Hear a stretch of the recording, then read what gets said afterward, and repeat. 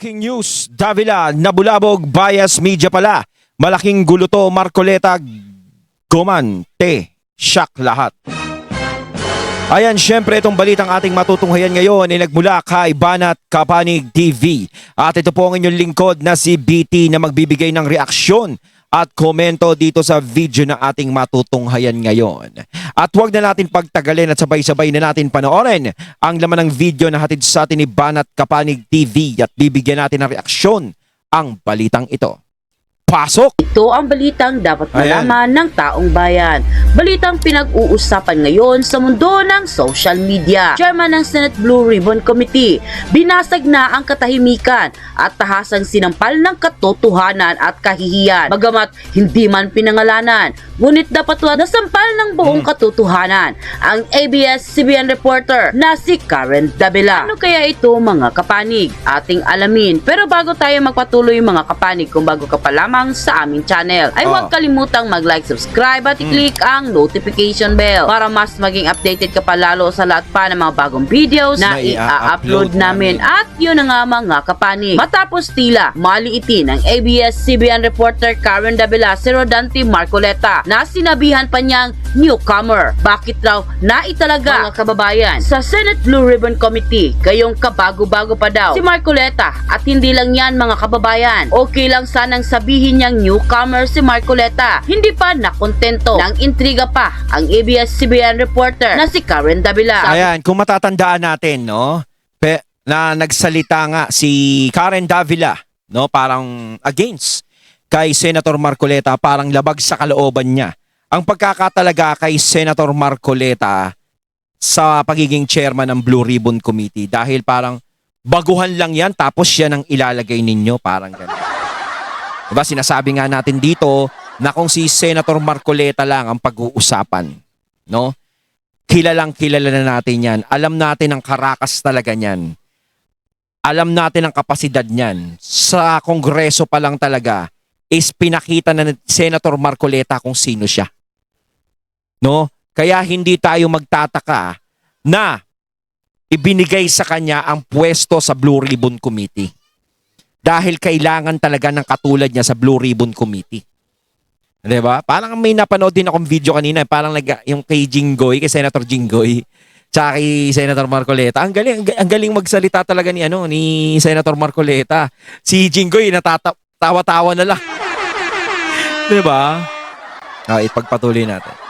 Niya. Iba ka naman, nilagay nyo lang si Marcoleta dyan sa Blue Ribbon Committee dahil gusto mong ligaw sa Duterte Black para ma-retain ang iyong posisyon bilang Senate President. Yan ang maanghang na sinabi ni Karen Davila, at tila pinatamaan pa nito si Chis Escudero, mga kababayan, dahil sa pagtatalaga ni Chis Escudero kay Rodante Marcoleta sa Blue Ribbon Committee na para bagang hindi mo na kinukonsider ang abilidad talaga ni Rodante Marcoleta. Kaya naman mga kababayan, hindi na nakapagpigil pa at binasag ng Senator Rodante Marcoleta ang katahimikan at tahasang sinampal ng katotohanan at kahihiyan. Ang masabi ABS-CBN reporter, hindi man direktang pinangalanan ngunit nasampal ng buong katotohanan at kahihiyan si Karen Davila. Nang lumabas nga ang balitang ito ay umani agad ng samut-saring komento mula sa marami sa ating mga kababayan, na kung saan ay marami nga sa kanila ngayon ang hindi napigilan ng kanilang sarili na maglabas ng kani-kanilang hinaing at komento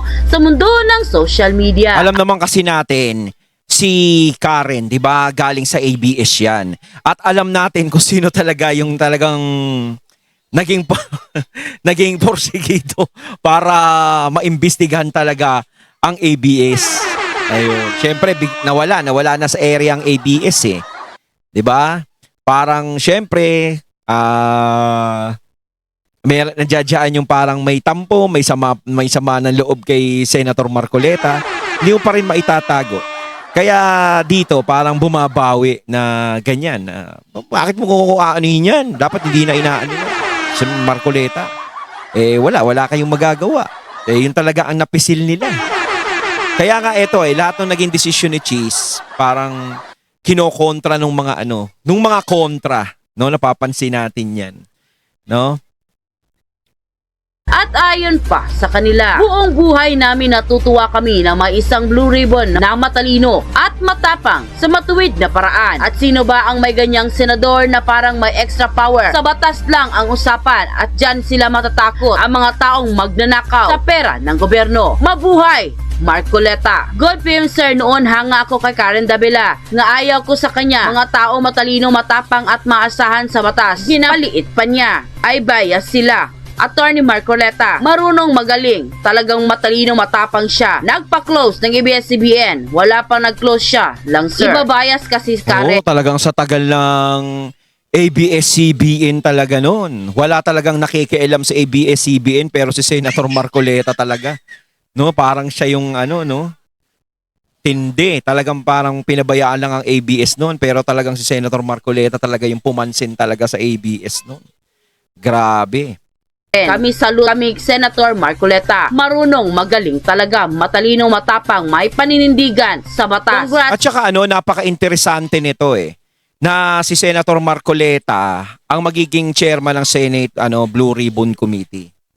No, yan yung hinihintay natin. Talagang meron tayong mga aabangan sa gagawin ni Senator Marcoleta kasi nga 'di ba sa Kongreso talaga alam natin ang abilidad ng isang Senator Marcoleta. No? Kaya dito sa Senado, sigurado to, merong ilalabas to si Senator Marcoleta talaga. Kumbaga, todo na to. 'Di ba? Kaya meron tayong mga aabangan diyan.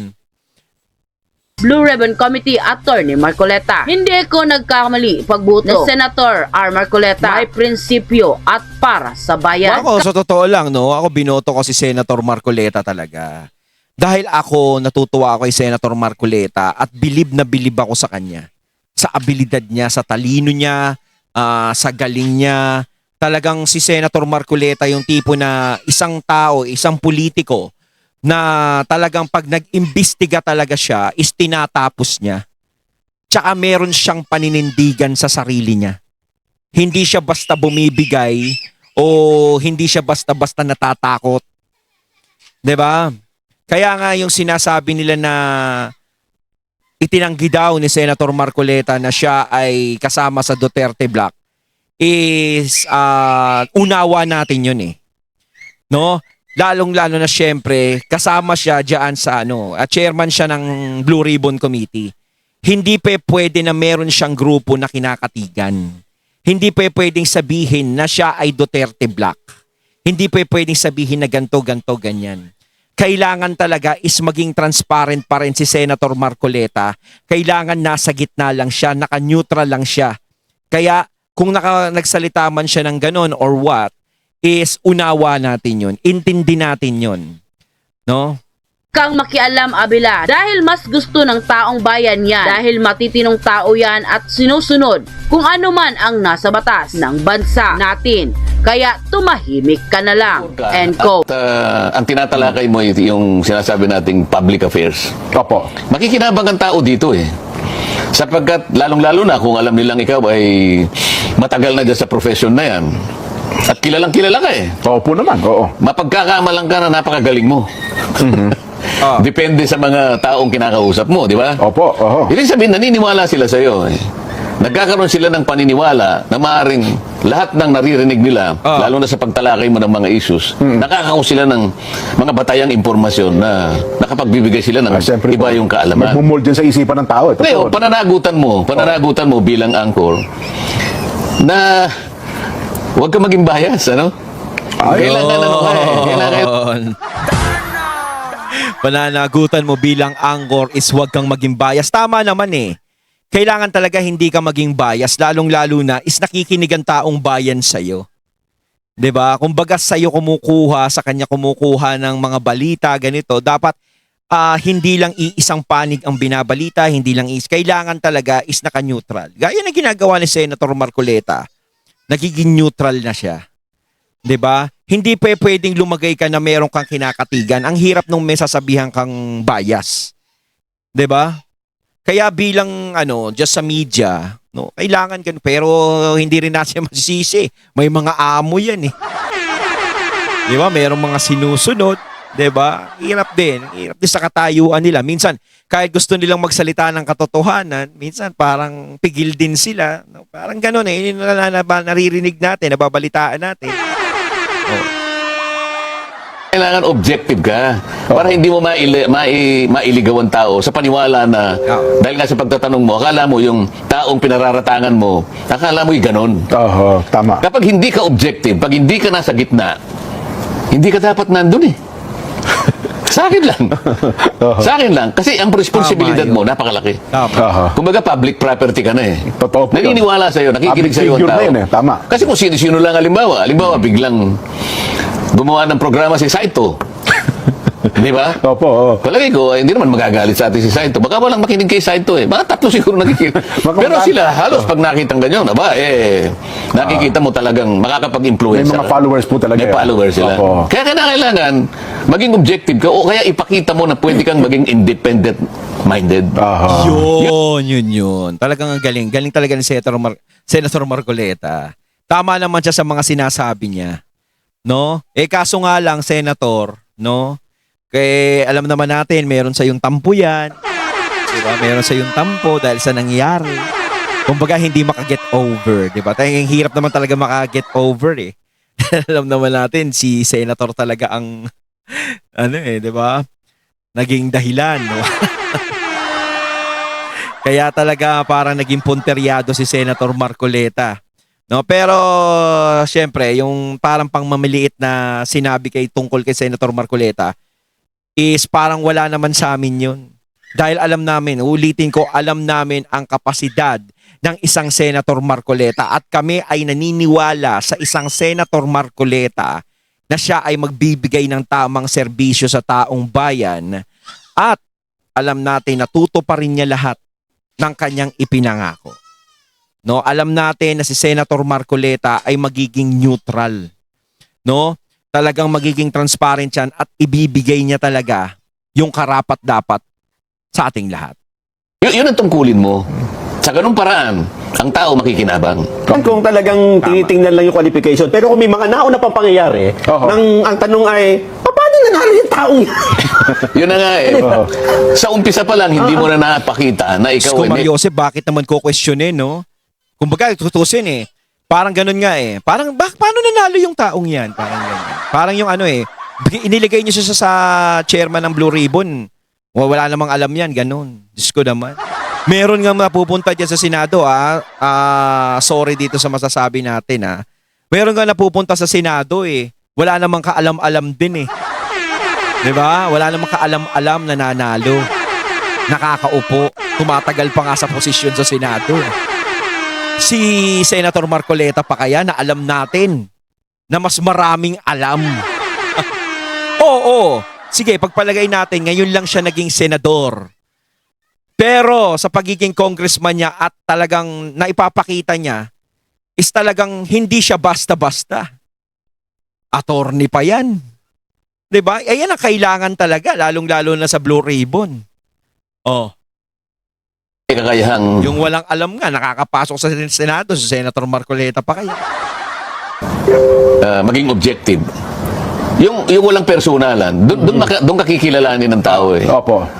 Doon nila makikita na meron silang pakikinabangan sa bahagi ng iyong palatuntunan. Pero antimano yes, na ipakita mo na bias ka sa hindi tao ka na maging yun. bias. Pinipersonal mo na kagad. Pinipersonal mo Oo, kagad. yan, oo. Paano mo pa siya mapapaniwala na yung pagtalakay mo sa isang issue na yan? Objektibo. Ay, Wala na. objective. Hindi na. Wala na yun. Wala sir. na eh. Opo. Oo. Ang problema ho doon, sir, gumagamit siya ng ibang tao. Baka iniisip niya, magsalita ng hindi maganda, yung ini-interview niya, doon sa mga pinatutungkulan niya, sen. May ganun eh. Leading questions. So, Mapapansin mo naman, Oo. yung anchor na yon kahit minsan. Kahit minsan. Okay, oo. Hindi man lang niya ako tinawag sa programa niya. Kung sino-sino na lang, hindi ko naman minamaliit yung mga taong nakausap niya na paulit-ulit na eh. Oo. Siguro yung mga iba 10 beses niya nang nakapanayam. Ayun, at ating natunghayan ng video na nagmula kay Banat Kapanig TV. At syempre natunghayan natin si Senator Marcoleta. Ayan, no, talagang pansin natin, talagang parang sinagot niya na yung naging bato sa kanya. Pero wag natin, wala naman siya binabanggit, pero parang alam na natin mga katunay. Kayo mga katunay, anong masasabi nyo tungkol dito? Comment lang po kayo sa comment box. So once again, I'm BT and I'm out. Peace.